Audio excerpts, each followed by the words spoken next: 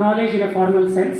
At the same time, their knowledge and skills also got that. So that's why we have unique culture in this district. All classes. Let me put it very directly, simply. Brahmana, Vaishya, and Shudra and Kshatriya. All are practicing farming.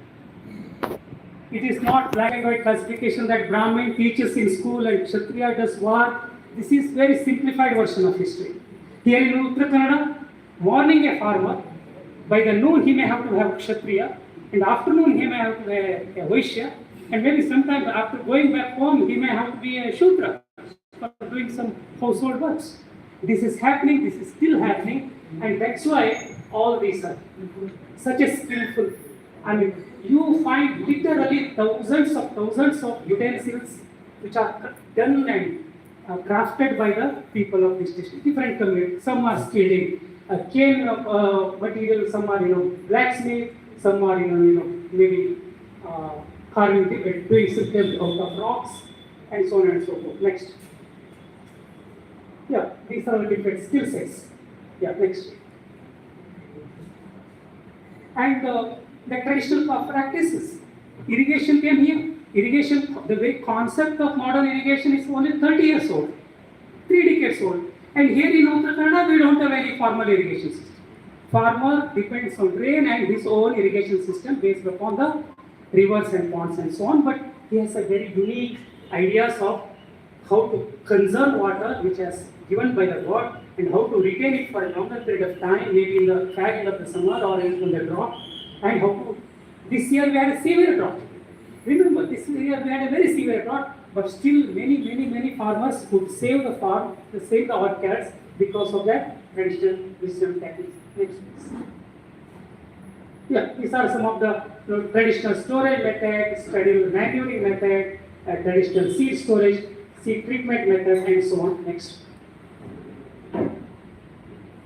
Yeah, she's our own sister. I mean, many of you know here.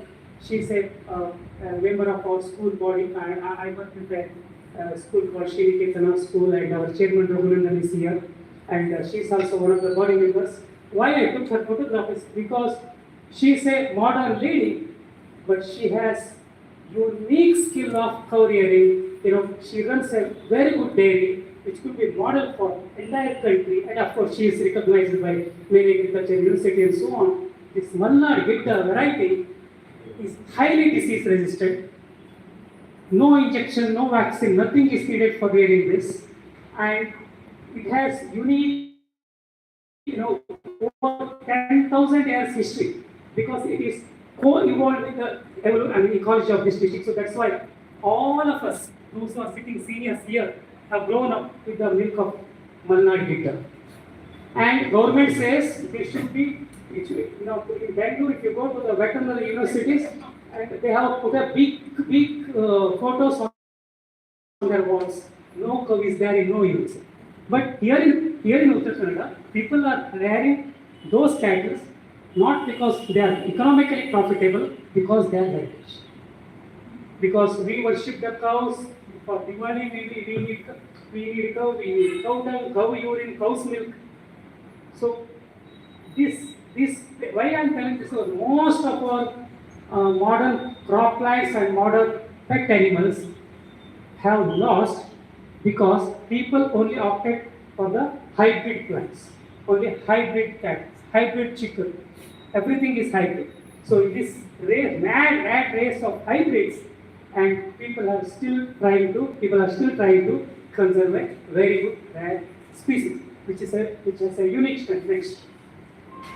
Okay, these are some of the paddy varieties which I am also associated with. I myself and Vinay are trying to establish a community seed bank in our research lab. We are trying to identify very rare plants in our district which are having very minor population, not only for paddy, it could be for tubers. In Joida and Haryana region, we have a lot of tubers. No pesticide is required, no fertilizer is required. You simply throw one piece of rhizome, it comes up, and entire family feeds on that particular rhizome crop. There are many good rhizomes, varieties, and many horticultural crops. but we are losing those traditional wild varieties, which are wild varieties. Actually, they are cultivated by the farmers over a period of time, over a period of generations. Only because of farmers they have survived in the farm. So we are now it is being lost for the reasons we all know. And we are trying to establish a community seed bank, Gem Plants Bank, so that what is community seed bank? It is not a museum. What we do is it is not commercial thing. What we do is any farmer who has very unique seed, maybe pear or jackfruit or mango or whatever, he can bring it. We will try to identify them. It is called typifying, and we provide a proper designated name and we catalog them. We put it in a cold storage, and whenever another farmer comes and he is interested to grow that, we will give them seed back. So that again it is should be cultivated, it should be grown in the field. Museum doesn't work here. We are only a postman kind of thing. Okay, we are trying to retain those seeds for some time so that we should not lose that seed and we will give it to the farmers. That kind of planning we are doing, and we are planning, and that's the one way of our effort to retain our heritage. Next one. Next slide. So, yeah, that's what I will not go into the detail. What I am trying to tell here is agriculture knowledge, modern agriculture things that only started with 100 years back after the industrial revolution. Nothing. No, if you go to Shatabata Brahmana, all of you know, I haven't read in original, but I have read in translation. Such a specific pictures, few description about how land should be, when to plant, when to sow the seeds, that kind of thing. So even in Gopala Brahmana, we have something about cattle rearing and all. So we have very clear knowledge from Shruti, Smriti and Purana. I am very clear. But the only thing is we should give it a concrete shape, how exactly which knowledge came from which source. That should be actually done in the future. Right. Next. Yeah. Krishi Parasha, 400 BC, 2005 years back. 2500 years back, nowhere in the world agriculture was actually told in such a specific description, such a about land, about plant, about manuring, about watering, about diseases, everything.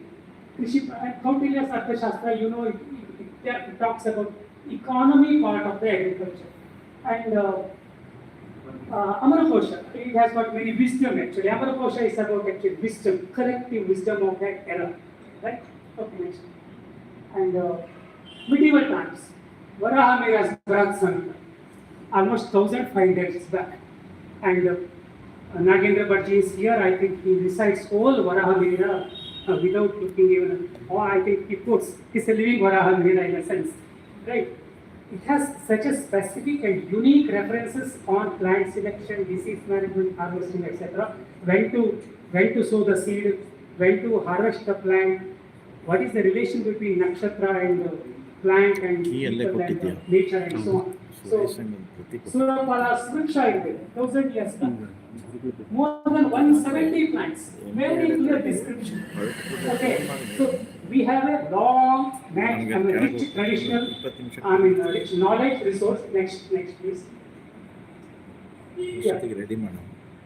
I will just pick up some major references. Just next one. I will try to finish. Again, same thing. I have just given what they said. It's not necessary now to go into details. And okay, this is what I am talking about. So we have a Vedic knowledge which is flowing through the experts, which has come through different textbooks. At the same time, it is not a linear flow. This is the point to be quoted. It is the multilateral flow from Vedic scholars it came to Vedic scholars. But from Vedic scholars it came to practitioners, to Pandits, to different modes, and it filtered to the last man of the society. So everybody knows. Even if you go to Karwa Kumta today, one who doesn't know how to write his name, he speaks about nakshatra, when to go to the sea, when to harvest the good fish catch and so on. Who told you? We say that simply, we put it in everything in a single paper, traditional knowledge. From where this traditional knowledge came? because it's a co-evolution of the knowledge over a period of last 3,000 years. So people exchange the ideas from Vedic. I'm not talking about only Vedic knowledge. Of course, Vedic knowledge was supreme because it was codified system. It's a very structured knowledge. It's a science, in fact.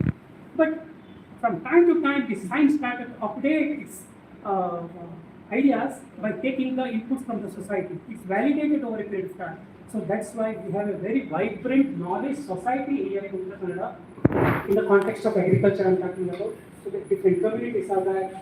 This is what I said. Right, next one. Yeah, the last point I will finish in 2 minutes. This is what our lab looks like, and my Vinay Kumar is here. And we have actually plant biotechnology is all about.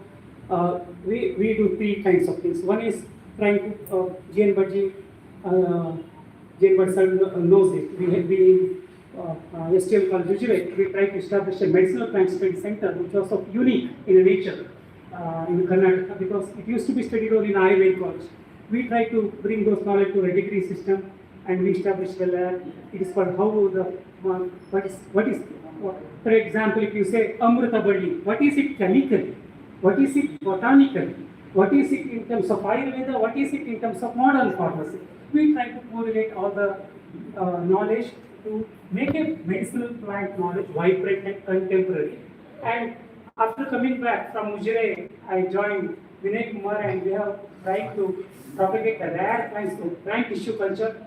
We are working on different plant species which are rare, which are endangered, which are highly medical, and so on, including the farming species, because many species cannot be survived in the farmers alone, because in the context of climate change, many species being lost, because whatever temperature changes we are witnessing in last 5 years, just 5 years in Uttar Kannada is what happened over the 100 years.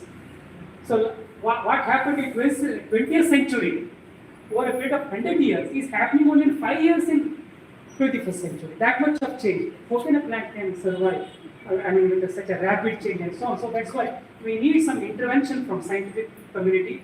So we thought that we should do that. We look people from what next please.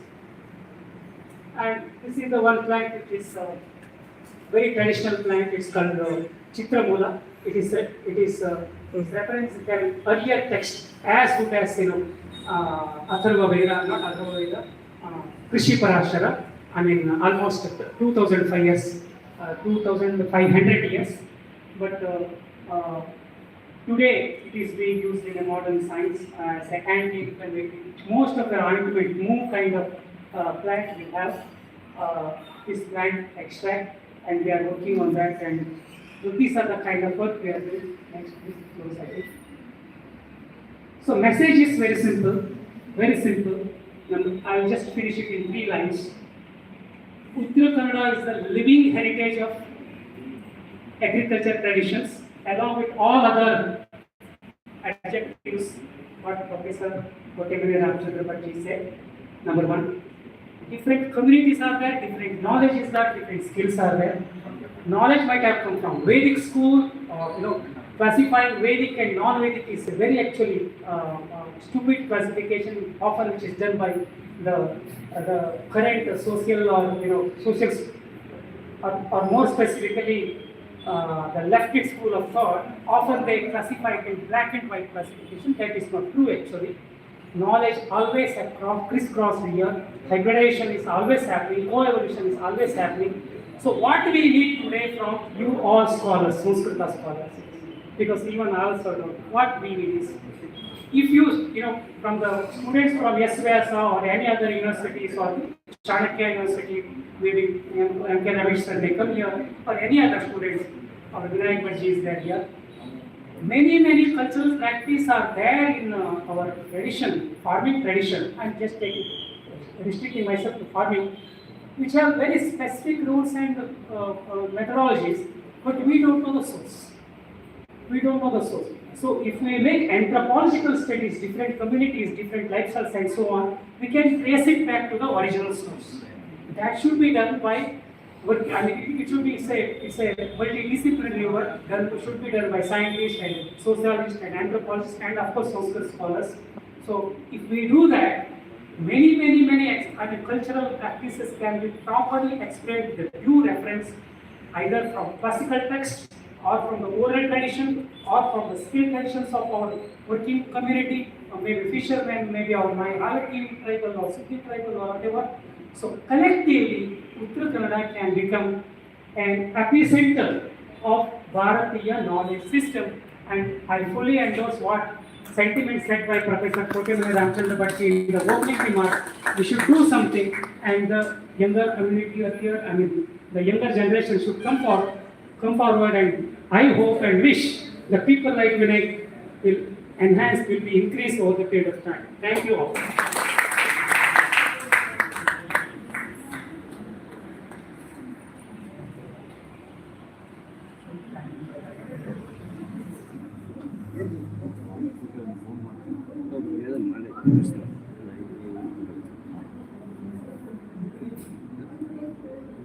Dear scholars, I am fully aware of that. You have many doubts and need more clarifications regarding the two speakers. I hope you will meet after this session and you will clear your doubts and clarifications. Now time is going on. According to our invitation program, at 10